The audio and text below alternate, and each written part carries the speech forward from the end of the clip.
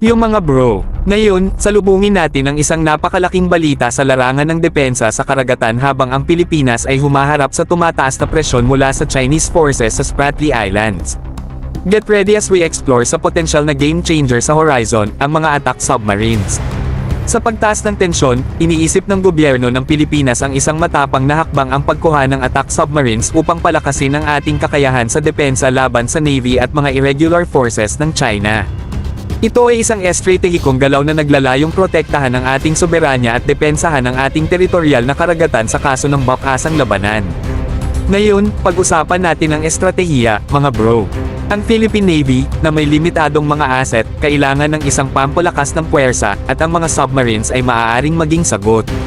Ang mga stealthy na sasakyang ito ay nag-aalok ng matinding depensa laban sa makapangyarihang surface fleet ng China, nagbibigay ng lihim na bentahe sa malawak na lawak ng Spratly Islands. Sa loob ng mga taon, iniisip na ng Pilipinas ang mga submarines bilang bahagi ng plano nito sa modernisasyon ng militar. Ngayon, may 4 na dayuhang bansa ang nag-aagawan para sa kontrata, kasama na ang mga industry giants tulad ng Naval Group at DSME, ang pangarap ay mas malapit ng maging isang katotohanan. At hindi dito nagtatapos ang excitement, mga bro. Pinayagan na ni Pangulong Ferdinand Marcos Jr. ang pagkuha ng unang hull na nangangahulugan ng isang malaking hakbang pataas sa ating kakayahan sa depensa sa karagatan.